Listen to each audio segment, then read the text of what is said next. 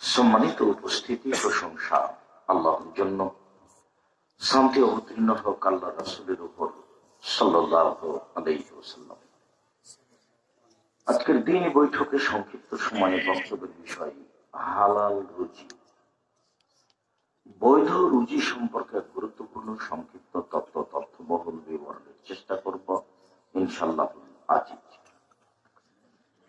সম্মানিত উপস্থিতি, মানুষের জীবনে যেসব কাজগুলি অতীব গুরুত্বপূর্ণ তার একটি বড় গুরুত্বপূর্ণ কাজ হচ্ছে হালাল রুজি।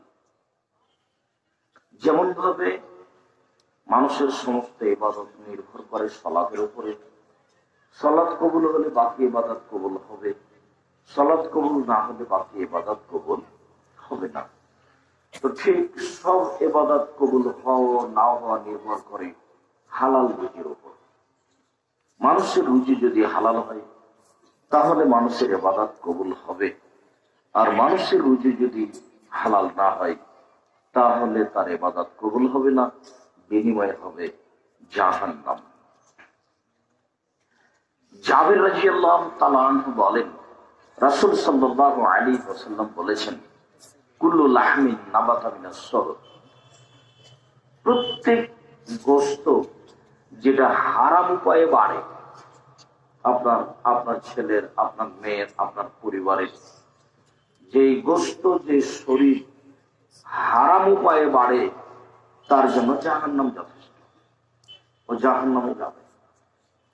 তাহলে বোঝা যাচ্ছে মানুষের রুজি যদি হালাল না হয় তাহলে ইবাদত তাকে জান্নাতে নিয়ে যেতে পারবে না। এই হিসাবের মাথায় দেখা যায় যে হালাল রুজি মানুষের জীবনে সবচেয়ে জরুরি। যার কারণে আমি আপনাদের বিভিন্ন সময়ে অনেক কঠোর আলোচনা করে হালাল রুজির ব্যাপারে আগ্রহী করেছি এবং হারাম রুজি থেকে বেঁচে থাকার জন্য অনুরোধ জানিয়েছি। তাতে বলেছি, কলা বিক্রি করে আমরা খেতে রাজি আছি, চকলেট বিক্রি করে আমরা খেতে রাজি আছি, কোটি টাকা ইনকাম করে পরকাল হারাতে রাজি নই। আমাদের এই বিষয়ে গুরুত্বপূর্ণ আলোচনা করার পূর্বে আমার একটা কথা মাথায় জাগলো যে আমরা যে প্রথমেই কিছু আরবি বলি, এটা কি বলি? যেহেতু আমরা প্রায় আরবি বুঝি না, আমরা কি বলি? রাসূল সাল্লাল্লাহু আলাইহি ওয়াসাল্লাম যখন কথা বলতেন তখন প্রথমে আল্লাহর প্রশংসা করতেন আর নবীর উপরে দুরূদ পড়তেন, তারপরে কথা আরম্ভ করতেন। এটা হলো কথা বলার সুন্নাত।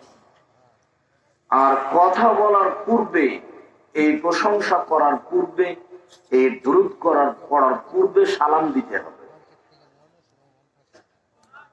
জাবের রাদিয়াল্লাহু তাআলা আনহু বলেন, আসসালামু কাবলাল কালামে, সালাম হচ্ছে কথা বলার পূর্বে।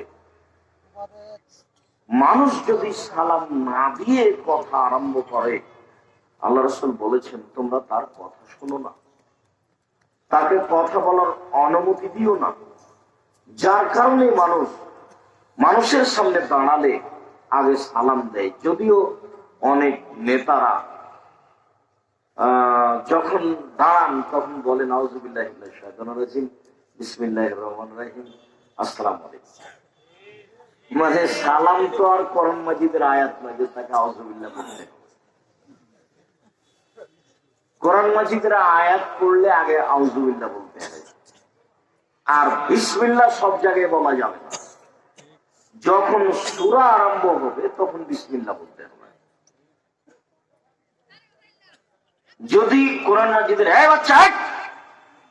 ওখানে ছেলেটা কথা বলছে, আমি শুনতে পাচ্ছি, তোমরা যারা দেখাশোনা করছো তারা শুনতে পাও না? আমি তো শুনতে পাচ্ছি এখান থেকে। আপনারা অনেক মানুষ উপস্থিত হয়েছেন, ভালো, আলহামদুলিল্লাহ। প্রস্তুতি যেমন, আপনাদের উপস্থিতিও তেমন, আলহামদুলিল্লাহ। আপনাদের প্রস্তুতিও অনেক বড়, উপস্থিতিও অনেক। বিভিন্ন জায়গা থেকে, দূর দূরান্ত থেকে এসেছেন, আল্লাহ যেন এই আশার বিনিময়ে আপনাদের দান করেন। আল্লাহ আব্দুল্লাহ তো বলছিল কোরআন মাজিদের গুরুত্ব দিতে গিয়ে আসলে মাঝে মধ্যে এই কোরআন মাজিদ পড়াতে পড়াতে আমার খুব মনে হয় যে পৃথিবীর বহু মানুষ চলে যাবে, কিন্তু কোরআন মাজিদে কি আছে এটা জানতে পারবে না। বাড়িতে কোরআন মাজিদ আছে, কিন্তু কি আছে এখানে এটা বুঝতে পারবে না। এত বড় বিশাল গ্রন্থে কি আছে? যদিও আমি মাঝে মধ্যে বলেছি যে এত বড় বিশাল গ্রন্থে অল্প কয়েকটা কথা আছে। তার একটা কথা আছে কিন্তু ক্ষমতা, আমি সবকিছু করতে পারি। পাতায় পাতায় যেখানে সেখানে কোরআন মাজিদে আল্লাহ ক্ষমতা দেখিয়ে ভরে ফেলে দিয়েছে। শুধু ক্ষমতা। লাহু মা ফিস সামাওয়াতি ওয়া মা ফিল আরদ, আসমান জমিনে যা কিছু আছে তার মালিক তিনি। ক্ষমতা। আসমান কিভাবে আছে, কিভাবে থাকে, এটা তার ক্ষমতা। জমিন কিভাবে আছে, কিভাবে থাকে, এটা তার ক্ষমতা। চন্দ্র কিভাবে আসে, কিভাবে যায়, এটা তার ক্ষমতা। সূর্য কিভাবে আসে, কিভাবে যায়, এটা তার ক্ষমতা। রাত কিভাবে আসে, কিভাবে যায়, এটা তার ক্ষমতা। দিন কিভাবে আসে, কিভাবে যায়, এটা তার ক্ষমতা। তার নিজস্ব ক্ষমতা দেখাতে গিয়ে এক নম্বরে দেখিয়েছেন আকাশ আর জমিন, দুই নম্বরে দেখিয়েছেন চন্দ্র সূর্য, তিন নম্বরে দেখিয়েছেন রাত দিন। এগুলো তার মৌলিক ক্ষমতা। পৃথিবীর কেউ এর 19 করতে পারে না, কেউ এসব কাজে হাত লাগাতে পারে না, কেউ পারে না, কোনো দিন পারেনি। এই আলোচনায় আছে কোরআন মাজিদে যেখানে সেখানে পাতায় পাতায়। আর একটা ক্ষমতা আছে, আজ সমুদ্রকে ধ্বংস করে দিয়েছি, আমার বিচার করতে পারেনি। ফেরাউনকে পানিতে ডুবিয়ে দিয়েছি, আমার বিচার করতে পারেনি। নমরুদকে আমি ধ্বংস করে দিয়েছি, আমার বিচার করতে পারেনি। আমি পরাক্রমশালী, আমি সবকিছু করতে পারি। পৃথিবীর বড় বড় শক্তিশালী সম্প্রদায় যারা, তাদেরকে সহজেই তিনি ধ্বংস করে দিয়েছেন।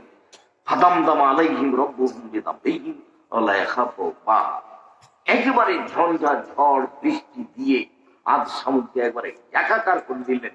তিনি তার পরোয়া করেন না, সে তার বিচার করতে পারে। তিনি তার ক্ষমতা দেখাতে গিয়ে দেখিয়েছেন যে পৃথিবীর সব শক্তিশালী সম্প্রদায়কে সহজে ধ্বংস করে দিয়েছেন, কেউ কোনোদিন কিছু করতে পারেনি। এটা তার ক্ষমতা। তার ক্ষমতা অনাবাদ জমিতে পানি বর্ষণ করে ঘাস বাজিয়েছে, এটা কেউ পারে না। এটা তার ক্ষমতা। কোরআন মাজিদে মৌলিক ভাবে এই কাজটা আছে। আর দ্বিতীয় আছে, পুরো কোরআন মাজিদে খালি গাফুর গাফফার, গাফুর গাফফার, রাহিম রহমান, রহমান আর রাহিম আর গাফুর আর গাফফার দিয়ে কোরআন মাজিদ ভরে ফেলে দেওয়া হয়েছে। কে পড়ে আর কে জানে যে কতবার গাফুর বলা হয়েছে। আর ক্ষমতাশীল, সবচেয়ে বড় ক্ষমতা, ক্ষমাকারী গাফুর, সবচেয়ে বড় ক্ষমাকারী। কে সবগুলো পড়বে, কে বুঝবে? কতবার বলেছেন গাফুর, কতবার বলেছেন রহমান, কতবার বলেছেন রাহিম। দয়াবান, দয়াশীল। কোরআন মাজিদের পাতায় পাতায় এসব কিছু আছে। দয়া দিয়ে আর ক্ষমা দিয়ে কোরআন মাজিদ ভর্তি করা আছে। কেউ তো আর পড়ে না, বুঝে না কত আছে দয়ার কথা, কত আছে ক্ষমার কথা। তিন, কিছু বিধান। সালাত আদায় করতে হবে, যাকাত দিতে হবে, চুরি করলে হাত কাটা যাবে, সিয়াম পালন করতে হবে, ওযু করতে হবে, এরকম কিছু বিধান আছে। আর এইসব বিধানের ফাঁকে ফাঁকে জায়গায় জায়গায় জাহান্নামের কথা আর জান্নাতের কথা, জাহান্নামের কথা আর জান্নাতের কথা, জাহান্নামের কথা আর জান্নাতের কথা, এই দিয়ে পুরো কোরআন মাজিদ ভরে ফেলা আছে। কোরআন মাজিদে কি আছে? মানুষ না পড়ে দুনিয়া থেকে চলে যাবে, যাবে এ কথাই স্বাভাবিক। কেউ কিছু বুঝে না, বুঝার চেষ্টা করে না। তাই এমপি সাহেব সালাম দিয়ে বলছে আউযুবিল্লাহি মিনাশ শাইতানির। না, সালাম অনেক পরে। সালাম কখন? অনেক পরে। বলছে আউযুবিল্লাহি মিনাশ শাইতানির, বিসমিল্লাহির রহমানির রহিম। তাহলে উনি বিসমিল্লাহ পড়ার জন্য আউযুবিল্লাহ পড়লেন। কিভাবে দুনিয়াতে দিন কাটাচ্ছে জনগণের নেতা, এইভাবেই জীবন চলে যাচ্ছে। আপনারও প্রায় তাই। আল্লাহ রহম করো। তো আমরা যে প্রথমে বলি আলহামদুলিল্লাহ ওয়াহদা, এটি কি? এক আল্লাহর প্রশংসা। ওয়াসসালাতু ওয়াসসালামু আলা মান লা নাবিয়্যা বা'দা, শান্তি, দরুদ, নিরাপত্তা অবতীর্ণ সেই নবীর উপরে হোক যে নবীর পরে কোনো নবী নেই। এইটা বলে কথা শুরু করা হয়। অনেক সময় একটু লম্বা বলা হয়। অবশ্য আমার জীবনে আমি কোনোদিন বানানো হামনাত পড়িনি। নাহমাদুহু ওয়া নুসাল্লি আলা রাসূলিল কারীম, এরকম ভাবে আমি কোনোদিন কথা শুরু করিনি। আমার জীবনে দীর্ঘ 32 বছর ধরে আমি আলোচনা করে আসছি, তাতে আমি রাসূলের মুখের হাম সালাত পড়েছি। প্রথমে যেটা আমি পড়েছি সেটা রাসূলের মুখে। তার একটা হচ্ছে আলহামদুলিল্লাহ ওয়াহদা ওয়াসসালাতু ওয়াসসালামু আলা মান লা নাবিয়্যা বা'দা। তার আরেকটা হচ্ছে, দেখবেন খুব খেয়াল করে, আমার বই পুস্তক লেখা আছে, মুখেও বলি, ইন্নাল হামদালিল্লাহ, নিশ্চয় প্রশংসা আল্লাহর জন্য, নাহমাদুহু ওয়া নাস্তাঈনুহু, আল্লাহর কাছে আল্লাহর আমরা প্রশংসা করছি, তার কাছে আমরা সাহায্য চাচ্ছি। মাইয়াহদিহিল্লাহু ফালা মুদিল্লা লাহু, আল্লাহ যাকে পথ দেখাবেন তাকে কেউ ভ্রান্ত করতে পারবে না। ওয়া মান ইউযলিল ফালা হাদিয়া লাহু, আল্লাহ যাকে ভ্রান্ত করবেন তাকে কেউ পথ দেখাতে পারবে না।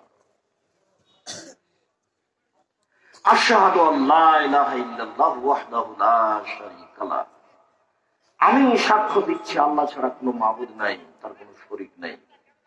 ওয়া আশহাদু আন্না মুহাম্মাদান আবদুহু ওয়া রাসূলুহু, আমি সাক্ষ্য দিচ্ছি মুহাম্মদ তার রাসূল, মুহাম্মদ তার বান্দা। এই যে আল্লাহর নবী কখন বলেছিলেন? জিমাদ ইবনে সালাবা একজন কবিরাজ, জিন ধরলে ভালো করতে পারে, ওপরই লাগলে ভালো করতে পারে। এই হলো জিমাদ ইবনে সালাবা কবিরাজ। তো জিন ধরলে ভালো করতে পারে, পাগলামি ধরলে ভালো করতে পারে, পাগল হয়ে গেলে ভালো করতে পারে। তো সবাই বলছে মোহাম্মদ পাগল হয়ে গেছে, সবাই বলছে মোহাম্মদকে জিনে ধরেছে, সবাই বলছে মোহাম্মদকে অপরিতে ধরেছে, মোহাম্মদ পাগল হয়ে গেছে। কি, কেন পাগল হয়ে গেছে, কি কারণে পাগল হয়ে গেছে? আরে মাবুদ হলো 360 জন, ও বলছে একজন। এটাই পাগলামি সবচেয়ে বড় মানে। মাবুদ হলো কতজন? 360 জন। আর মোহাম্মদ কি বলছে? একজন। তবু বলছে সব তোমার কাছে পড়ে আছে। এই কি যেমন তেমন কথা? আপনাকে যদি আমি বলি যে এক ওয়াক্ত সালাত আদায় করতে হবে না, তাহলে তো আপনি ময়মনসিংহ জেলা থেকে যেতে দিবেন না, ভর্তি করেই ছাড়তেন। কথা হলো 5 ওয়াক্ত সালাতের এক ওয়াক্ত নেই বলছে। এতেই আপনার এত ক্ষিপ্ত হওয়ার মাধ্যম হয়ে যায়। তো মোহাম্মদ বলছে যে আল্লাহ নাই, মাত্র একটা। তাহলে সমাজ কেমনে মেনে নেবে? সবাই বলছে পাগল হয়ে গেছে। ঘরের ছেলে মারতে চাইলে মারতে পারে না, সিদ্ধান্ত হয়েছে অবশ্য যে হয় তাকে হত্যা করতে হবে, না হয় দেশ থেকে তাড়িয়ে দিতে হবে, না হয় বন্দি করতে হবে। হয় তাকে দেশ থেকে তাড়িয়ে দিতে হবে, না হয় বন্দি করতে হবে, না হয় হত্যা করতে হবে। তো জিমাদ ইবনে সালাবা একজন কবিরাজও বলছে আমি ভালো করতে পারি। আচ্ছা, আপনাদের এখানে যে মোহাম্মদ পাগল হয়ে গেছে কোথায়? ওই যে মোহাম্মদ, ওই লোক পাগল হয়ে গেছে। এখন জিমাদ ওখানে গিয়ে বলছে শোনেন, আমি পাগলামি ভালো করতে পারি। তা আমি কি আরম্ভ করব? কবিরাজি আরম্ভ করবে। তখন আল্লাহ রসুল বলছেন, আচ্ছা ঠিক আছে আপনি আরম্ভ করেন, আমি একটু সূচনা করি। আল্লাহ রসুল বলছেন, ইন্নাল হামদালিল্লাহ নাহমাদুহু ওয়া নাস্তাঈনুহু মান ইয়াহদিহিল্লাহু ফালা মুদিল্লা লাহু ওয়া মান ইউদ্লিল ফালা হাদিয়া লাহু ওয়া আশহাদু আন লা ইলাহা ইল্লাল্লাহু ওয়াহদাহু লা শারীকা লাহু ওয়া আশহাদু আন্না মুহাম্মাদান আবদুহু ওয়া রাসূলুহু। এই পর্যন্ত আল্লাহর নবী পড়তেই কবিরাজ বলছে, ইকরা মারাতা মুকরা। আপনি কি পড়লেন আবার পড়েন তো দেখি, আপনি কি পড়লেন আবার পড়েন তো দেখি। স্বামী তো কমলা সাহেব, কত কবির কথা শুনেছি, কবির কথা এরকম নয়। কত আমি গণকের কথা শুনেছি, কোন গণকের কথা এরকম নয়। কত আমি জাদুঘরের কথা শুনেছি, জাদুঘরের কথা এরকম নয়। এটা জাদুও নয়, এটা গণকীয় নয়, এটা কবির বাক্যও নয়। আপনি বলেন তো কি বললেন, আবার বলেন তো। তখন আমাদের নবী আবার পড়া আরম্ভ করেছেন। যখন আবার পড়া আরম্ভ করেছেন তখন লোকটা বলছে, আশহাদু আল্লা ইলাহা ইল্লাল্লাহ ওয়া আশহাদু আন্না মুহাম্মাদার রাসূলুল্লাহ। আমি সাক্ষ্য দিচ্ছি আল্লাহ ছাড়া কোনো মাবুদ নাই, আমি সাক্ষ্য দিচ্ছি মুহাম্মদ আল্লাহর রাসূল। আমি সাক্ষ্য দিচ্ছি আল্লাহ ছাড়া কোনো মাবুদ নাই, আমি সাক্ষ্য দিচ্ছি মুহাম্মদ আল্লাহর রাসূল। কবিরাজের পাগলামি ভালো হয়ে গেল।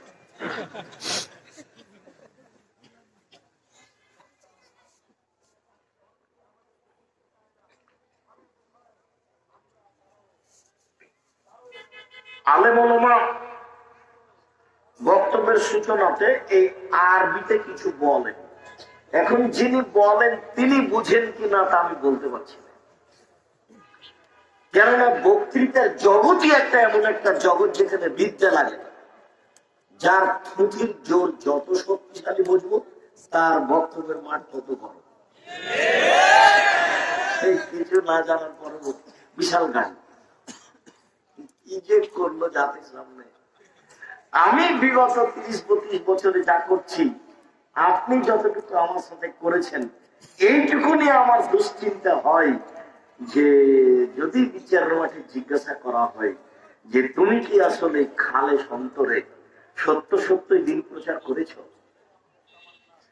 আমাকে কেমন কেমন লাগে যে বিচারের মাঠে টিকা যাবে কিনা। আমার জীবনে আমি কোনোদিন কাউকে পয়সার কথা বলিনি, পথ খরচ পাঠেও তো বহু দূরের কথা।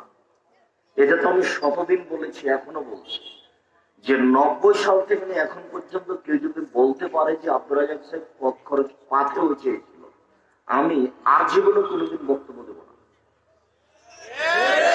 এটা তো আমার একটা মনোবল, আর আমার এই মনোবল না থাকলে আমি জাতির সামনে, লাখো জনগণের সামনে এভাবে বলতে পারতাম না। এরপরেও মানুষ যে পয়সাপাতি দেয়, এটার জব কি আছে? এখন আমি ওই জন্য টাকা পয়সা সব জামিয়া সালা দিয়ে দিয়েছি, যা চাল আমার যাওয়ার সমান। আমি টাকা পয়সার হিসাব রাখি না, টাকা পয়সা নাই, খালি মানুষ ঘুরি, যা বুকের পয়সা আছে সব জামিয়া সালামে চলে যায়, এ দিয়ে যদি বাঁচতে পারি। আমি বুঝতে পারি না যে এইভাবে সৃজনাল সময়কালীন রূপক কথা জাতির সামনে বলে ফাঁকি ফাঁকি ধোকা দিয়ে আপনার চুক্তি করে পয়সা নিয়ে জনগণের সামনে এইভাবে প্রতারণামূলক কথা বলে বিচারের মাঠের সফলতা কতদূর হবে? বিচারের মাঠ ধরে যাবে, কবর যত কঠিন, কিয়ামত তার চেয়ে অনেক অনেক অনেক বেশি কঠিন। কিয়ামত যত কঠিন, জাহান্নাম তার চেয়ে অনেক অনেক অনেক বেশি কঠিন। দিন রাত মুহাম্মদ সাল্লাল্লাহু আলাইহি সাল্লাম জাহান্নাম থেকে বাঁচতে চাইতেন। দিন রাত রাসূল সাল্লাল্লাহু আলাইহি সাল্লাম নিজে বলতেন, আল্লাহুম্মা ইন্নী আউযু বিকা মিন আযাবি জাহান্নাম, আল্লাহ আমি তোমার কাছে জাহান্নাম থেকে বাঁচতে চাই। আউযু বিকা মিন আযাবিল কবর, আমি তোমার কাছে কবরের শাস্তি থেকে বাঁচতে চাই। আউযু বিকা মিন ফিতনাতিল মাসীহ দাজ্জাল, আমি তোমার কাছে দাজ্জালের ফিতনা থেকে বাঁচতে চাই। আউযু বিকা মিন ফিতনাতিল মাহইয়া ওয়াল মামাত, বেঁচে থাকা বিপদ, পরকালের বিপদ, ইহকালের বিপদ, পরকালের বিপদ থেকে তোমার কাছে বাঁচতে চাই। আল্লাহ মাকরাম, আমি তোমার কাছে বাঁচতে চাই বড় পাপ হতে, আমি তোমার কাছে বাঁচতে চাই ঋণ কর্য হতে, আমি তোমার কাছে বাঁচতে চাই বড় পাপ হতে, আমি তোমার কাছে বাঁচতে চাই ঋণ কর্য হতে। মুহাম্মদ সাল্লাল্লাহু আলাইহি সাল্লাম জীবনে এমন কোনদিন সালাত শেষ করেননি যে সালাতের শেষে তিনি এই দোয়া পড়েননি। প্রথমে আমার সাথে আপনার জরুরি কথা এটা যে আলেম ওলামা দাঁড়িয়ে এগুলি বলেন, এখন সবাই বোঝেন কিনা আমি তো বলেছি, আমার বুঝে আমার তদন্তে এদেশের মাটিতে শতকরা 95 জন বক্তা মৃত্যু, শতকরা 98 জন মুফাসসির মৃত্যু, আর আরো মানুষ এইভাবে পাড়ায় পাড়ায় বক্তব্যের ব্যবস্থা করে সাধারণ মানুষগুলিকে বক্তব্যের মাঠে নিয়েছে, আরো কোরআন হাদিসের বিপরীত মিথ্যা কথাকে সমাজে ছড়িয়ে দেওয়ার একটা মাধ্যম করে ফেলেছে। এর জন্য আপনাদেরকে যারা ব্যবস্থাপনা করছেন তাদেরকে সোচ্চার সাবধান হতে হবে, নইলে এই মিথ্যা ছড়ানোর মাধ্যম আপনি একটা। মহান আল্লাহ বলেন, ইয়া আইয়ুহার রাসূল কুলু মিনাত তাইয়্যিবাত ওয়া আমালু সালিহা, পৃথিবীর নবী রাসূলগণ আপনারা বৈধ রুজি খান আর সৎ আমল করুন। আল্লাহর পক্ষ থেকে নবী রাসূলগণকে জরুরি আদেশ, পৃথিবীর নবী রাসূল আপনারা বৈধ রুজি খাবেন এবং সৎ আমল করবেন। সৎ আমল সৎ নয়। কবরে দান করা, কবরের কাছে কিছু চাওয়া সৎ আমল নয়। কবরের পাশে চতুর্দিকে দাঁড়িয়ে সবাই মিলে হাত তুলে দোয়া করা সৎ আমল নয়।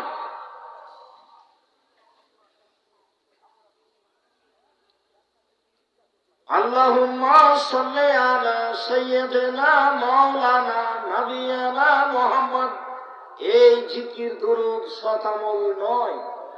বালাগা বিকামালিহি কাশাফাত জাবে জামালিহি হাসানাত জামিউ খিসালিহি সাল্লু আলাইহি ওয়া আলিহি, এই আমল সৎ আমল নয়। 5 ওয়াক্ত সালাতে সালাম ফিরার পরে সবাই মিলে হাত তুলে দোয়া করা সৎ আমল নয়। কবরের চতুর্দিকে দাঁড়িয়ে সবাই মিলে হাত তুলে দোয়া করা সৎ আমল নয়। জালসা জুলুস বক্তব্য বিবাহ শাদীর শেষে সবাই মিলে হাত তুলে দোয়া করা সৎ আমল নয়। যে সবগুলো নেকি কাজ রাসূল সাল্লাল্লাহু আলাইহি সাল্লাম থেকে প্রমাণ নেই, সেইগুলো মানুষের ধারণায় সৎ আমল নয়।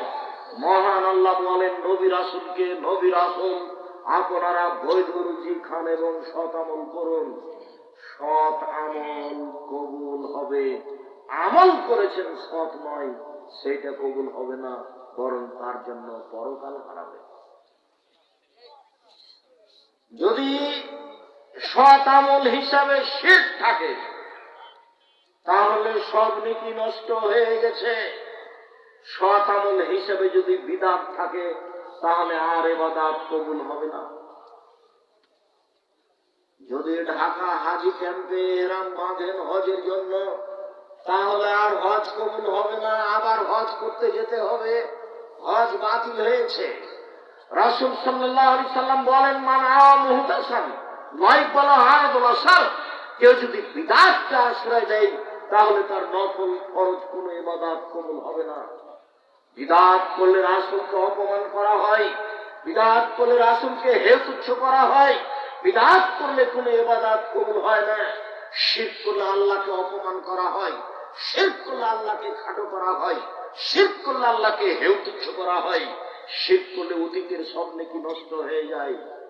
পৃথিবীতে 2টি পাপ রয়েছে, ক্ষমতাধর পাপ। পৃথিবীতে 2টি পাপ ছাড়া আর কোন পাপের নিজস্ব কোনো ক্ষমতা নেই। আপনি সুদ খাচ্ছেন, পাপ করছেন, তওবা করবেন, ক্ষমা হয়ে যাবে। অশ্লীল কাজ করছেন, তওবা করেন, ক্ষমা হয়ে যাবে। এটা আপনার অন্যের ক্ষতি করবে না। কিন্তু দুনিয়াতে 2টা মানুষের ধারণে নেকির কাজ আছে, অথচ তা পাপ, এ দিয়ে মানুষের ক্ষতি হয়। ওর নিজস্ব ক্ষমতা আছে, তার একটা পাপের নাম বিদআত। তার নিজস্ব ক্ষমতা আছে, আপনার কোন ইবাদত কবুল হতে দিবে না। তার নিজস্ব ক্ষমতা আছে, সে রাসূলকে খাটো করে অপমান করে। তার আরেকটা পাপ হচ্ছে শিরক। শিরক করলে রাসূলকে, আল্লাহকে অপমান করা হয়, এটা তার নিজস্ব ক্ষমতা। শিরক করলে আল্লাহকে খাটো করা হয়, এটা তার নিজস্ব ক্ষমতা। শিরক করলে অতীতের নেকি নষ্ট হয়ে যায়, এটা শিরকের নিজস্ব ক্ষমতা। আহলে হাদিস হলেও পৃথিবীতে বহু মানুষ শিরকে লিপ্ত। অতএব সৎ আমল যেন শিরক না হয়, সৎ আমল যেন বিদআত না হয়।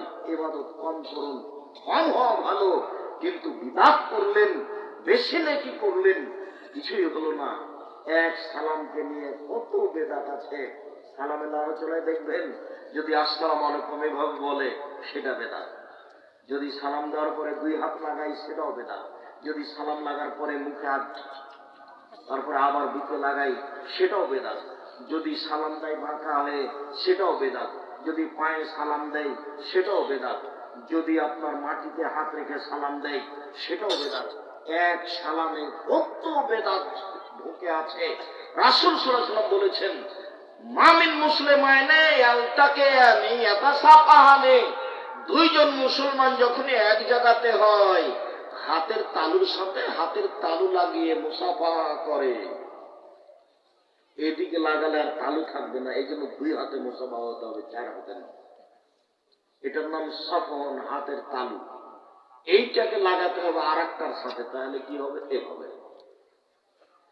আল্লাহ রাসূল বলছেন, গফিরা লাহু কাবলা ইয়াতাফাররাকা, হাত দুইটি পৃথক হওয়ার পূর্বে তাদের সব পাপ ক্ষমা। রাসূল কি করোনা ভাইরাসের কথা জানতেন না? কেন হাত লাগাতে বললেন? আবার বললেন সব পাপ ক্ষমা। ব্যাংকে ঢুকে দেখছি ম্যানেজার চেয়ারই রাখেনি সামনে। ঢোকার সময় এখন ঢুকতে দিচ্ছে না। ওই ছেলেটা বলছে, থামেন থামেন থামেন থামেন, পাউডার লাগাতে হবে হাতে, পানি লাগাতে হবে। না লাগবে না। আরে শোনেন, থামেন একটু, থামেন, না লাগবে না। তার একজন বলছে, ইনি আব্দুর রাজ্জাক বিন ইউসুফ, তোমার বলে কোনো লাভ নেই। এখন ঢোকে দেখছি আপনার ওই ম্যানেজারের সামনে চেয়ার নেই।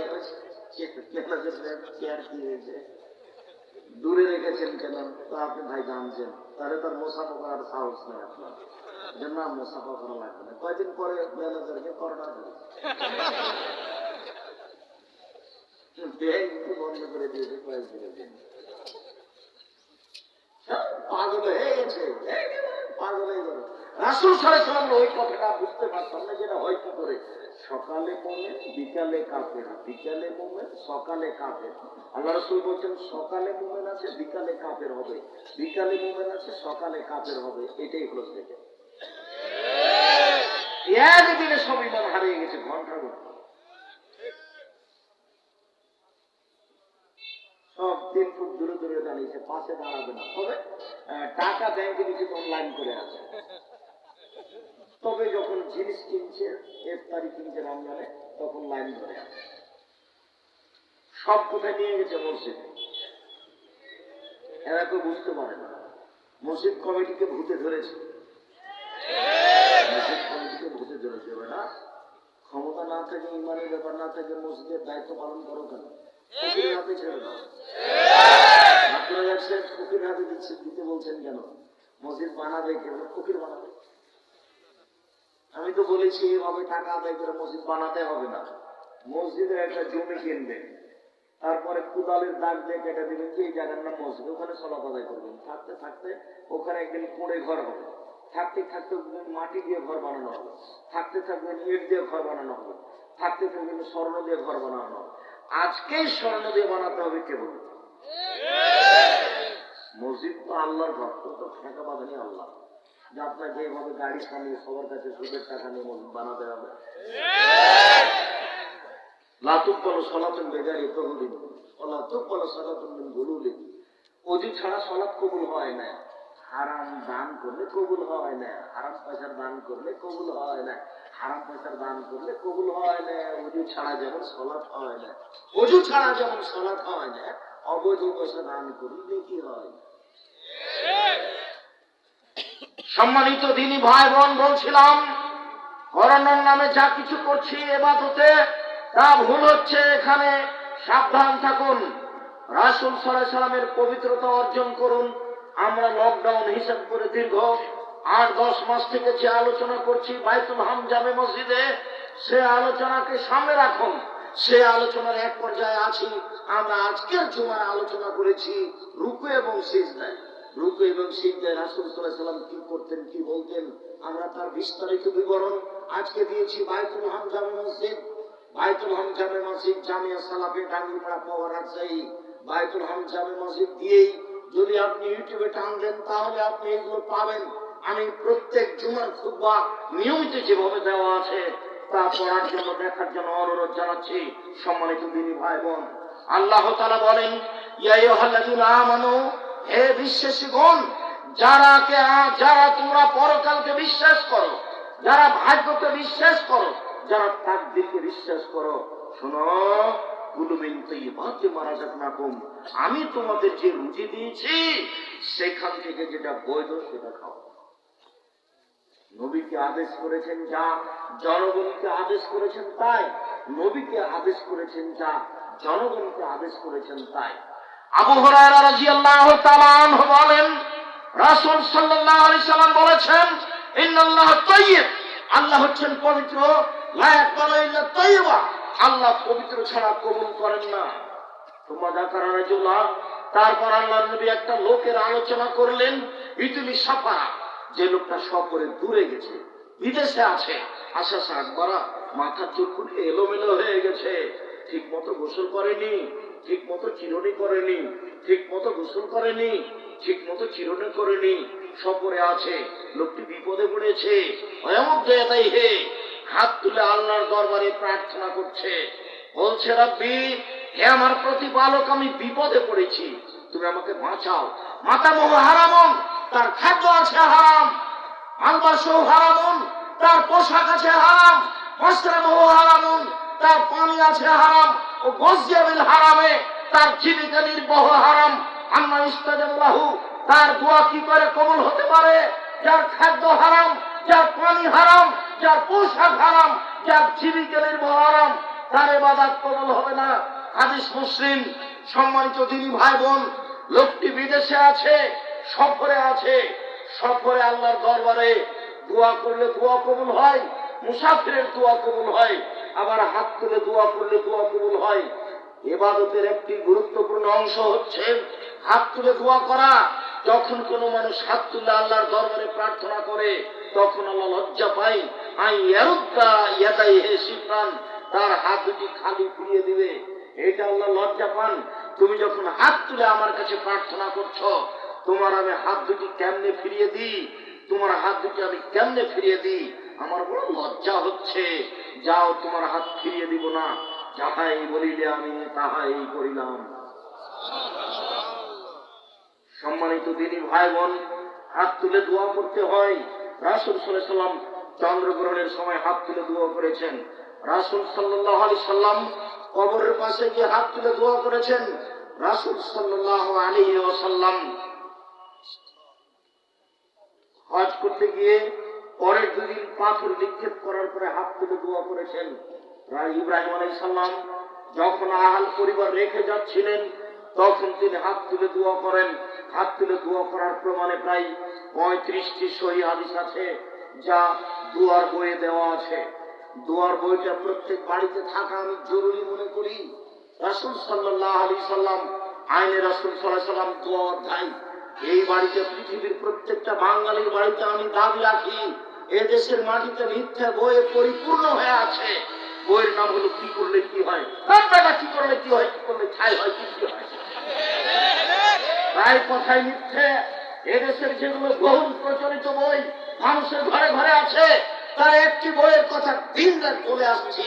একটি বইয়ের নাম হচ্ছে মুরশিদুল মুমিনিন। বইয়ের একটা পৃষ্ঠাতে লেখা আছে, অবিবাহিত ছেলে মেয়ের পড়া নিষেধ, যে দেখে সেই পড়ে, যে দেখে সেই পড়ে। আল্লাহ আল্লাহে, আল্লাহর কসম, আল্লাহে, আল্লাহর কসম, আল্লাহে, আল্লাহর কসম।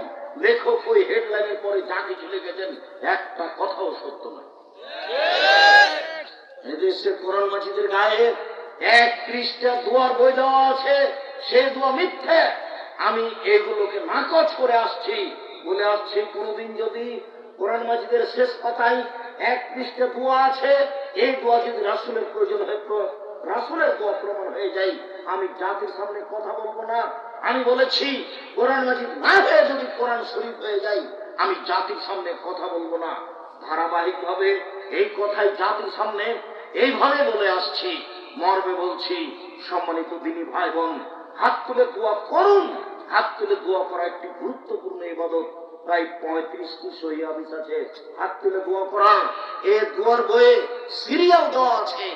এই দোয়ার বইটি যেমন ভাবে পড়তে বলি, উপদেশ বইটি তেমন ভাবে পড়তে বলি। আমার জীবনের সব কথা প্রায় উপদেশ বইয়ে লেখা আছে।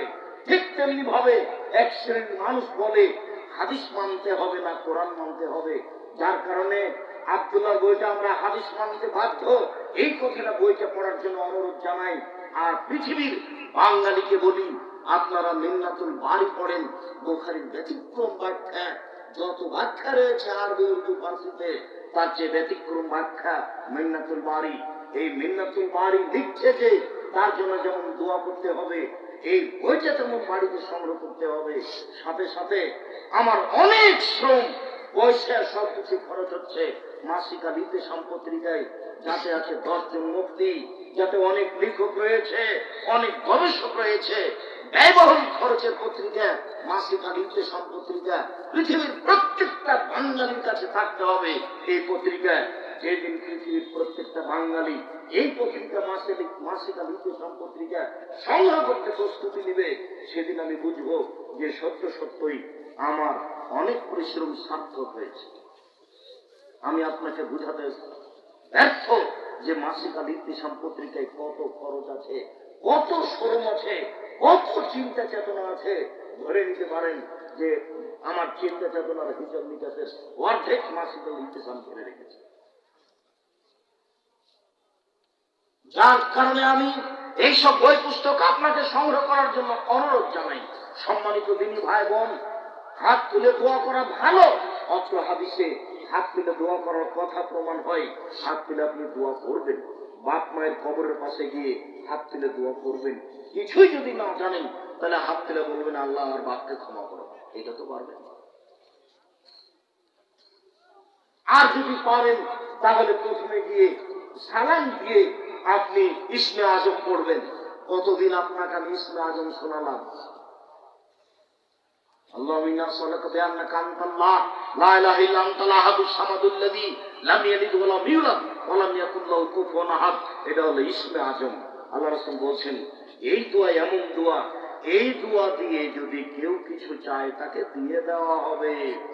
এই দোয়া দিয়ে যদি কেউ প্রার্থনা করে তার প্রার্থনা কবুল করা হবে। রাসূল সাল্লাল্লাহু আলাইহি সাল্লাম বলেছেন, দাওয়াতু জিন্নুনে মাছ আলার দোয়া। দাওয়াতু জিন্নুনে মাছ আলার দোয়া। কার দোয়া বলেন তো দেখি? ইউনূস আলাইহিস সালামের দোয়া। ইউনূস আলাইহিস সালামের দোয়া। যে কোনো বিপদে পড়ে যদি মানুষ মাছ আলার দোয়া পড়ে, তাহলে আল্লাহ তাকে সেই বিপদ থেকে উদ্ধার করবেন।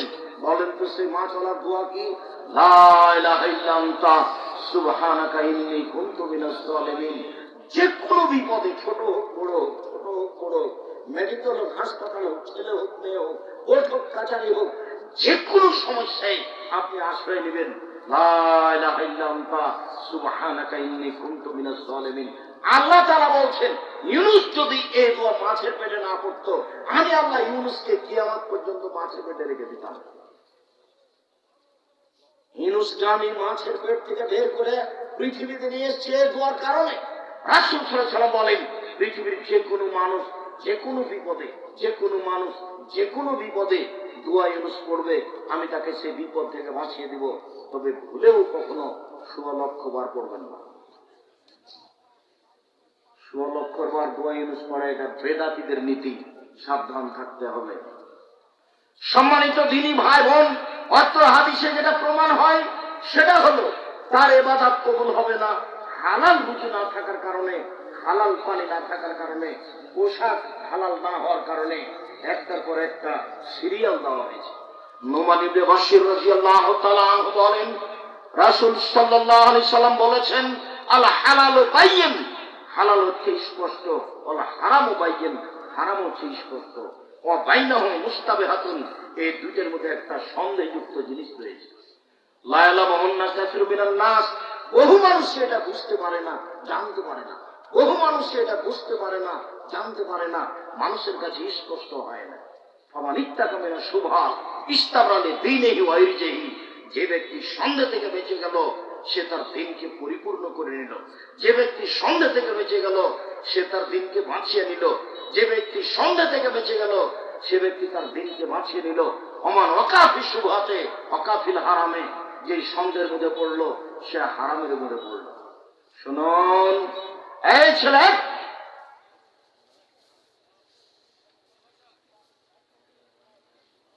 অনেক শ্রম দিয়ে ব্যবস্থাপনা হয়েছে, অনেক কষ্ট করে। গত রাত্রে ঢাকায় ছিলাম, রাতে গেছি ঢাকায়, সারাদিন কাজ করেছি। আবার রাতে রাজশাহী গেছি, রাজশাহীতে গিয়ে কিছু প্রস্তুতির পরে জুমার খুতবা দিয়েছি। জুমার খুতবার পরে কিছু খাওয়া দাওয়া করে আসছি, এসে আপনার এখানে আসলাম। তা আপনি আমার চেয়ে বেশি খেলাম তো না আমি বেশি খেলাম? আপনি ওখানে চা খেয়ে আমাকে কি দেখাচ্ছেন? কিভাবে বললে আপনি বুঝতে পারবেন? এগুলো আপনার আমি ঘৃণা করি। আর আমি আব্দুল রাজ্জাক বিন ইউসুফ সারা রাত বক্তব্য করি না, এটা তো আজকে নতুন নয়। না হয় 1 ঘন্টা, না হয় 1.5 ঘন্টা, না হয় 2 ঘন্টা। আমি তো অত আমার জানা নাই। যে বিষয়ে আমি আলোচনা করি ওই বিষয়ে আমার হাদিস শেষ হয়ে গেলে আমি কথা বলা শেষ করি। আপনি আমাকে ধৈর্যের চ্যুতি ঘটিয়ে কি দেখাবেন? ধৈর্য কি ঘোড়ার ডিম হয়ে গেল? মানুষে বলে ধৈর্য ধারণ করো, সেটা কি? মানুষে বলে একটু ধৈর্য ধারণ করো, সেটা কি? আল্লাহ বলছেন যে ধৈর্য ধারণ করো। আল্লাহ বলছে যারা ধৈর্য ধারণ করে আমি তাদের সাথে থাকি, এটা কি? আসলেন ঢং করে আসলেন, আর বলতে বলতে কি বলতে বলতে চলে গেলেন, এটা কি হলো? আব্দুর রহমান যে বলবো যে অনুভূতি নিয়ে সালাত আদায় করতে হবে। আমি যে ওযু করে মসজিদের দিকে যাচ্ছি, আমার একটা অনুভূতি কাজ করছে যে আমি সুন্দর করে ওযু করেছি, ইনশাআল্লাহ আমার সব পাপ মুছে গেছে। তো তাহলে আমার সালাতটা কি হবে? সালাতটা আমার নফল ইবাদত হবে, যে আমার মান বেড়ে যাবে।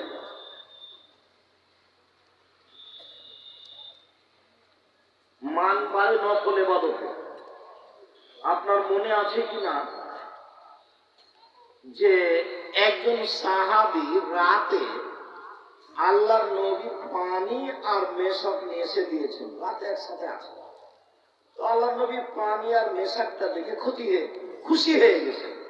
খুশি হয়ে বলছেন সালমা শেখা, এই শোনো, তোমার যা ইচ্ছা তাই চাও। অনেক সময় মালিক কিন্তু অধীনস্থ লোকের উপরে খুশি হয়। দেখবেন খুশি হওয়ার দিকেই আমার জি, হ্যাঁ ওটা দিকে খুব দেখি করতে আছে, আমার জি যা বলে সবসময় রেডি। খালেদ নেই, খালেদ নেই, খালেদ নেই, অনেকক্ষণ পরে তোর সময় শেষ, তোর ফাঁকা হয়ে গেছে, তুই তাই চলে যাস। দুইজন কিন্তু একই অধীনে, একই লোকের অধীনে কাজ করছে। এবার কুরবানি ছুরি হয়ে গেছে, এই খালেদ তুই যা, তোর কিছু দেওয়া যাবে না, আমার তুই কি কিনে দিব? ওটা তোর ব্যাপারে আমি খুশি, তোকে একটা পাঞ্জাবি দেবো, একটা স্যান্ডেল দেবো, টাকা নিয়ে যাবো, মালিক খুশি। তো আল্লাহর নবী ওযুর পানি দেখে আর মেশক দেখে কি হয়েছে? খুশি হয়ে গেছে। যেমন সালমা শেখা, তোমার মনে যা চাই তাও চাও, চাও কি চাও? তখনও বলছে আসসালামু আলাইকুম ফিল জান্নাহ, আপনার সাথে জান্নাতে থাকতে চাই। তখন আল্লাহ রাসূল বলেন না না না না, এইটা না, এইটা না, অন্য কিছু দাও, অন্য কিছু দাও, এইটা না, অন্য কিছু দাও। তখন সাহাবী বলছেন ওটা ওটাই চাই, অন্য কিছু চাই না। তো পৃথিবীর এত বড় নবী, মানুষ হিসেবে সবচেয়ে দামি মানুষ, তার চেয়ে দামি মানুষ আল্লাহ কাউকে সৃষ্টি করেননি। বিচারের মাঠে বলবেন মাথা উঠান, যা বলবেন সেটা মেনে নিবেন। সালতুতা যা বলবেন সেটা মেনে নেব, অস্পেতু সাফাত যা বলবেন সেটা করবো। বলেন কি বলছেন, যেটা বলবেন সেটাই করবো, যেটা বলবেন সেটাই করবো। আল্লাহ বলবেন বিচার মানে। ইনি বলতে পারলেন না যে আচ্ছা ঠিক আছে আমি তোমাকে জান্নাতে নিয়ে থাকবো, এই কথা বলতে পারলেন না। বললেন দেখো আইনি বেকাসরাতি সুযোগ, একটু তুমি বেশি বেশি নফল সালাত করে আমাকে সাহায্য করো, আমি তোমাকে এমনি নিয়ে থাকতে পারবো না, আমি জান্নাতে পাশে নিতে পারবো না তুমি যদি নফল সালাত না আদায় করো। তো আমি ফরজ সালাত আমি ওযু করেছি, সব পাপ মুছে গেছে, আমার সালাতটা কি হবে? আমার সালাত এখন মান মর্যাদা বাড়াবে। নফল সালাতে মান মর্যাদা বাড়ে যদি অনুভূতি নিয়ে ওযু করি, তাহলে সালাতটা আমার জন্য মান মর্যাদা বৃদ্ধিকর হয়ে যাবে, আর এতে আমার পাপ মুছে গেছে। রাসূল সাল্লাল্লাহু আলাইহি সাল্লাম বলছেন, একদা আল্লাহ আমাকে বলছেন, হাল তাদরি ফিমা ইয়াক্তাসিমুল মালাউলানা, মুহাম্মদ আপনি কি বলতে পারেন উপরে কি নিয়ে হইচই হচ্ছে, উপরে হইচই হচ্ছে কি নিয়ে? তখন আমাদের নবী বলছেন, না জি আমি বলতে পারি, তুই কাফারা উপরে হইচই হচ্ছে, মানুষের পাপ মিটে যাবে কিসে, এই নিয়ে হইচই হচ্ছে, অল কাফারা। আর কাফারাত পাপ মিটে যাবে এই নিয়ে, এক আল মাকসু ফিল মসজিদে বাদা সালাওয়াত, সালাতের পরে মসজিদে বসে জিকির আজকার করলে পাপ মিটে যায়, মান বেড়ে যায়, পাপ মিটে যায়, মান বেড়ে যায়। দুই আল মাশু আলাল আকদামিল আল মাসাজিদ, পায়ে হেঁটে মসজিদে গেলে পাপ মিটে যায়, মান বেড়ে যায়, পাপ মিটে যায়, মান বেড়ে যায়, পাপ মিটে যায়, মান বেড়ে যায়। তিন ওয়াইসবাগুল ওযু, ভালো করে ওযু করলে পাপ মিটে যায়, মান বেড়ে যায়, পাপ মিটে যায়, মান বেড়ে যায়। এরপর আল্লাহ রাসূল বলছেন, মান ফালা হাযা আশাবে খায়রি তো মাথাবে খায়রি, কেউ যদি এমনটা করে তাহলে তার মরে যাওয়া ভালো, তার বেঁচে থাকা ভালো, তার মরে যাওয়া ভালো, তার বেঁচে থাকা ভালো, তার মরে যাওয়া ভালো, তার বেঁচে থাকা ভালো। ওয়া কানা মিন খাতিয়াতিন কায়াউমিন ওয়ালাদাতু উম্মুহু, সে পাপ থেকে হয়ে যায় সেই দিনের মতো যেদিন তার মা তাকে জন্ম দিয়েছে, সে পাপ থেকে হয়ে যায় সেই দিনের মতো যেদিন তার মা তাকে জন্ম দিয়েছে। এমন কাজ করলে সে নিষ্পাপ হয়ে যায়, সে হয়ে যায় সেই দিনের মতো যেদিন তার মা তাকে জন্ম দিয়েছে। রাসূল সাল্লাল্লাহু আলাইহি সাল্লাম বলেন। সম্মানিত দিনী ভাই বোন, বলছিলাম হালাল স্পষ্ট, হারাম স্পষ্ট। যে ব্যক্তি সন্দেহ থেকে নিজেকে বাঁচালো, চাকরিকে বাঁচালো, ব্যবসা বাণিজ্যকে বাঁচালো, জমি জায়গার ব্যাপারে বাঁচালো, জোর করে জমি দখল করবেন না। 24 ঘন্টার মধ্যে যা জমি দখল করেছেন তা ছেড়ে দেন। আর এই ছেলে তোমাকে আমি যা বলেছি সেটা বাস্তবায়ন করবা। তোমাকে আমি বলেছি যে তোমার বাপ কুকুর শ্রীগালের চেয়ে খারাপ, তুমি কষ্ট বলে বেটা আপনার সাহেব আপনাকে ভালোবাসি, এই জন্য আপনি আমার বাপকে যেন এভাবে বলিয়েন না। আমি তোমার বাপকে এভাবে বলতে চাই না, আমি বলবো কেন? আল্লাহ বলছেন, বুঝেও বুঝে না ওরা অন্তর আছে, বুঝে না, দেখেও দেখে না ওরা চক্ষু আছে, দেখে না, শুনেও শুনে না ওরা কান আছে, শুনে না। উলাইকা কাল আনাম, তারা পশু প্রাণীর মতো, তারা গরু ছাগলের মতো, তারা কুকুর শ্রীগালের মতো, ভালো আজাব তার চেয়ে খারাপ। অন্তর আছে বুঝে না, বুঝা দরকার ছিল।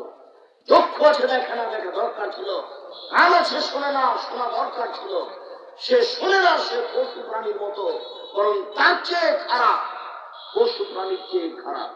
বুঝেও বুঝে না ওরা, কান আছে বুঝে না, দেখেও দেখে না ওরা, চক্ষু আছে দেখে না, শুনেও শুনে না ওরা, কান আছে শুনে না, দেখেও দেখে না ওরা, চক্ষু আছে দেখে না, বুঝেও বুঝে না ওরা, অন্তর আছে বুঝে না, ওরা পশু প্রাণীর মতো। আমার আব্বা কৃষক মানুষ, জমি চাষ করার পরে গরু মাঠে ছেড়ে দিতেন, তখন গরু নিয়ে আমরা মাঠে থাকতাম। গরু যখন ক্ষেতের দিকে যেত, ধানের দিকে যেত, তখন আমরা খেলাতে আমরা বলতাম এই থেমে গেছে, একটু পরে আবার যাচ্ছে। তার মানে বুঝেও বুঝেনি, তাই তো গরু বুঝেও বুঝেনি, এই জন্য তো গরু। আমি বললাম যে আর জর্দা সিগারেট খাবেন না, তারপরে খাচ্ছেন, তাহলে কি হলে বিড়ি সিগারেট খাবেন না। 3 শ্রেণীর মানুষের ইবাদত কবুল হবে না, তার 1 শ্রেণীর মানুষ যারা বিড়ি সিগারেট খায়। নেশাদার দ্রব্য পান। 3 শ্রেণীর মানুষ জান্নাতে যাবে না, তার 1 শ্রেণীর মানুষ দায়ুস। ও লন্ডনে গেছে কি করতে? 3 চিল্লা দিতে। আর বেটি আবার ঢাকা বিশ্ববিদ্যালয়ে পড়ে আর একজনের সাথে ঘুরে।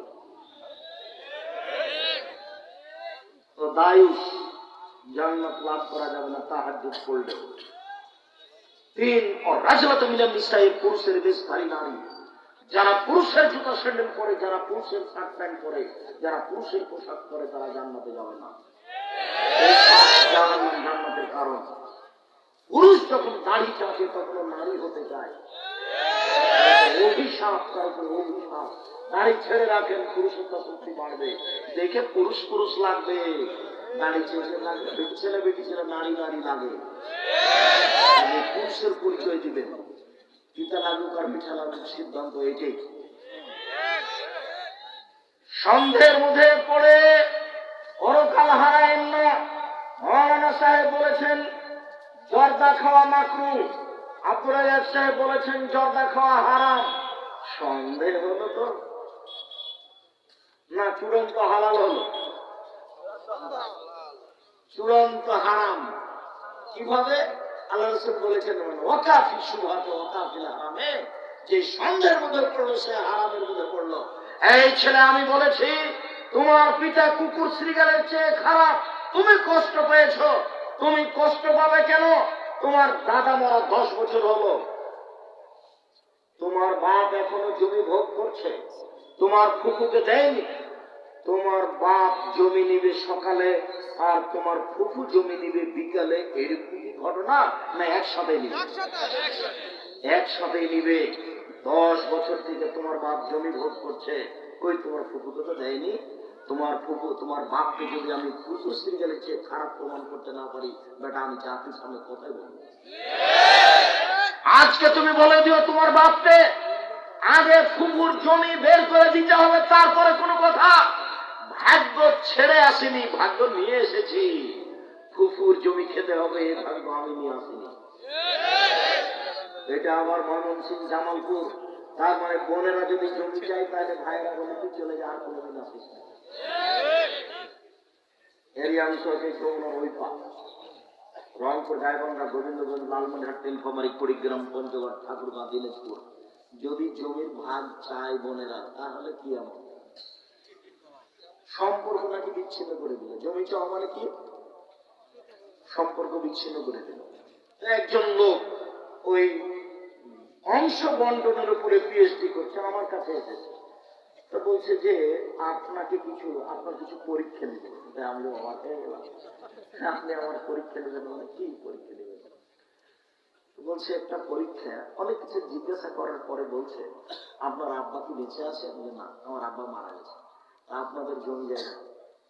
আমি বললাম যে আমার বাপকে কবর দিয়ে আসার পরে আগে জমি জায়গা ভাগ করেছি, তারপরে খাওয়া দাওয়া। এরপরে জমি জায়গা আমি কিছুটা চিনি, আমার ছোট ভাই চিনে না। ও হলো বরিশাল মডেল কলেজের শিক্ষক, ও জমি জায়গায় চিনে না, তার মানে যায়নি জমি। কি হয় সেটাও জানি না, তবে ভাগ করেছি আমি সেদিন। এসে মাটি দিয়ে এসে এক জায়গাতে বসে আমরা সব জমি জায়গা ভাগ করে কে কতটুকু পাবে এটুকু ভাগ করার পরে ঘোষণা দিয়ে খাওয়া দাওয়া করেছি। তোমাকে বলছি, বলে দিও তোমার বাপকে, ফুফুকে আগে জমি দিবেন, তারপরে কোনো কথা। ফুফুর জমি দিয়ে আমাকে জীবিকা নির্বাহ করতে হবে এটা আমি চাই না। ভাগ্য আমি ছেড়ে আসিনি, ভাগ্য আমি নিয়ে এসেছি। না কেউ ভাগ্য ছেড়ে চলে এসেছে? ভাগ্য নিয়ে এসেছি। ভাগ্যে যদি জমিদারি থাকে জমিদারি করে খাবো, ভাগ্যে যদি ভিক্ষা চাওয়া থাকে জমিদারি আমার ভাগ্যে আসবে না। আমি যতই টাকা ইনকাম করি ভাগ্যকে সামনে রেখে কাজ করতে হবে, বসে খাওয়া যায় না। রাসূল সাল্লাল্লাহু আলাইহি সাল্লাম বলেন কারাইয়া রাহাল হেমা, ওই রাখালের মতো বেঁচে থাকতে হবে যে রাখাল আইলে গরু চড়াচ্ছে। আইলে গরু চড়ানো রাসূল নিষেধ করছেন, শোনো, ওই রাখালের মতো সাবধান থাকতে হবে। রাখালকে আইলে গরু চড়াতে নিষেধ করা হচ্ছে। কারাইয়া রাহাল হেমা, যে রাখাল আইলে গরু চড়াচ্ছে। আইল বুঝেন কি? ইউসেফ সম্ভাবনা রয়েছে আয়ের তাপিয়ে গরুকে ধানে মুখ দিতে পারে। তুমি যে আইলে গরু নিয়ে গেলে 2 দিকে ধান আছে, কোন কোন সময় গরুতে ধানে মুখ দিতে পারে। অতএব তুমি আইলে গরু নিয়ে যায় না। আমার মা আমার নানার কথা নকল করেন, আমার মা আমার নানার কথা নকল করেন। আমার নানি আমার নানাকে বলতেন যে ধান যে আশেপাশের লোক কেটে নিল, এইগুলো ময়মনসিং, জামালপুর এইসব এলাকার ধানের কি আর মানে ভিন্ন ভিন্ন করা আছে আইল দিয়ে। আমরা চাঁপাইনবাবগঞ্জ, বিহারের মানুষ, পল্লীর মানুষ, জমি জায়গাতে আইল করা নাই, সব সমান। তো একবার ধান বপনের সময়তে মাপত, একবার ধান কাটার সময় মাপত। তো আমার নানি বলতেন যে সবাই যে আশেপাশে ধান কেটে নিল, তুমি যাও কেটে নিয়ে আসো। তখন আমার নানা বলতেন সবাই কেটে নেক, তারপরে নিব। কেননা আগে কাটতে যদি কারো একটা চলে আসে, ওর জবাব বিচারের মাঠে দিব, আমি দিতে রাজি নই। চাঁপাইনবাবগঞ্জে মাঝে মধ্যে বক্তব্য দিলে আমি বলি যে মাপার পরে ওকে বলা হয় ফাঁড়ি দেওয়া, মানে ধানটা দুই দিকে সরাচ্ছে। তো মধ্যে যদি কোনো একটা ধানের গোছ পড়ে যায় তাহলে কি করবে? তাহলে সেটা নিজের দিকে নিয়েছি, তাহলে সেইটা কি হবে? এরা হাওলাল হেমা, প্রত্যেকটা দেশের বাদশার একটা সীমারেখা আছে। লিকুল্লি মালিকিন হেমা ও হেমাল্লাহ হেমা হারে বহু। প্রত্যেকটা দেশের একটা সীমারেখা আছে। বাংলাদেশ শেষ হলে ভারত শুরু হয়, ভারত শেষ হলে বাংলাদেশ শুরু হয়। প্রত্যেকটা দেশের একটা সীমারেখা রয়েছে। ও হেমাল্লাহ হেমা হারে বহু। আর আল্লাহর সীমারেখা হচ্ছে হালাল হারাম। শুনুন, আল্লাহ ওয়াইন্না ফিল জাসাদে মুজগা, মানুষের শরীরে একটা টুকরা রয়েছে। ইয়া সালাহাত সালাহুল জাসাদু কুল্লুহু, সেই টুকরা যতক্ষণ ভালো থাকবে লোকটা ততক্ষণ ভালো থাকবে। ওয়াইজা ফাসাদাত ফাসাদা জাসাদু কুল্লুহু, সেই টুকরা যখন খারাপ হয়ে যাবে গোটা লোকটাই খারাপ হয়ে যাবে। আলা ওয়াহিল কাল, মনে রাখো সেটা হচ্ছে অন্তর। যার ভিতর খারাপ সে তার সবই খারাপ। যার ভিতর ভালো তার সবই ভালো। যার ভিতর খারাপ তার সবই খারাপ। যার অন্তর খারাপ তার সবই খারাপ।